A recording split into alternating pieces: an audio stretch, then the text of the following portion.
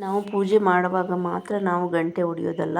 ದಿನಾನು ನಾವು ದೀಪ ಇಡೋಷ್ಟೊತ್ತಿಗೆ, ಊದುಬತ್ತಿ ಬೆಳಗೋಷ್ಟೊತ್ತಿಗೆ ನಾವು ಗಂಟೆ ಹೊಡಿಬೇಕು. ಮೂಲೆ ಮೂಲೆಗಳಿಗೆ ಹೋಗಿ ಗಂಟೆ ಹೊಡೆದ್ರೆ ನಮ್ಮ ಮನೇಲಿ ನೆಗೆಟಿವ್ ಎನರ್ಜಿ ಏನಿದೆ ಅದೆಲ್ಲ ಹೊರಗೆ ಹೋಗುತ್ತೆ ಅಂತಾರೆ. ನಮ್ಮ ಹಿಂದೂಗಳ ಪ್ರಕಾರ ಗಂಟೆಯನ್ನು ಹೊಡೆದಾಗ ಅದರ ಓಂಕಾರ ನಾದದಿಂದ ಋಣಾತ್ಮಕ ಶಕ್ತಿಯು ಹೊರದೂಡಲ್ಪಡುತ್ತೆ.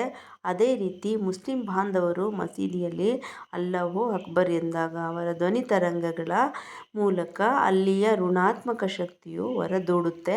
ಹಾಗೆ ನಾವು ಕೂಡ ದಿನಾನು ಹಿಂಗಿದ್ದೊಂದು ಏನೋ ಧೂಪ ಹಚ್ಚೋಷ್ಟೊತ್ತಿಗೆ, ದೀಪ ಹಚ್ಚೋಷ್ಟೊತ್ತಿಗೆ ನಾವು ಗಂಟೆ ಹೊಡಿಬೇಕು. ಗಂಟೆಗೆ ಒಂದು ಅದರ ಶಬ್ದಕ್ಕೆ ಹೊರಗಡೆ ಯಾವುದೇ ನೆಗೆಟಿವ್ ಎನರ್ಜಿಗಳಿದ್ರೂ ಅದು ಹೊರಗೆ ಹೋಗುತ್ತೆ. ಇದು ಸತ್ಯ.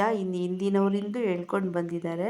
ಹಾಗೆಯೇ ಕ್ರಿಸ್ತರಲ್ಲೂ ಕೂಡ ನಾವು ಚರ್ಚಲ್ಲಿ ಹೊರಗಡೆ ದೊಡ್ಡದಾದ ಗಂಟೆ ಕಟ್ಟಿರೋದನ್ನು ನಾವು ನೋಡಿದ್ದೇವೆ. ಅದನ್ನು ಅವರೊಂದು ಪ್ರಾರ್ಥನಾ ಸಮಯಕ್ಕೆ ಮುಂಚಿತವಾಗಿ ಗಂಟೆ ಹೊಡಿತಾರೆ. ಗಂಟೆ ಅಂದರೆ ನೋಡಿ ಏನು ಎಲ್ಲ ಕಡೆ ಗಂಟೆಗಳನ್ನು ಹೇಗೆ ಅದು ವರ್ಕ್ ಮಾಡುತ್ತೆ ಅಂತ.